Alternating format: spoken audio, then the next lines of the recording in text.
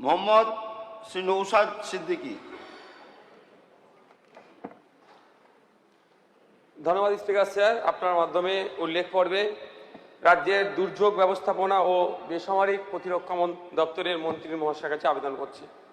Sir, ভাঙড় বিধানসভায় বজ্রপাত প্রবণ এলাকাগুলোকে চিহ্নিত করে লাইটনিং অ্যারেস্টার অথবা লাইটনিং প্রোটেকশন সিস্টেম স্থাপনের জন্য।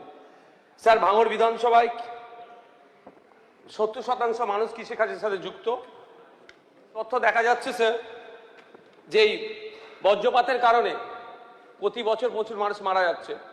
তাই বিজ্ঞানসম্মতভাবে যে সমস্ত এলাকাগুলো এই বাজ পড়ার সম্ভাবনা বেশি বা ঝুঁকিপূর্ণ, সে সমস্ত এলাকায় লাইটনিং অ্যারেস্টার যদি লাগানো যায়, তাহলে গরিব কৃষকগুলো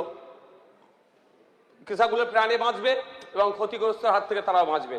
ধন্যবাদ স্যার। ধন্যবাদ।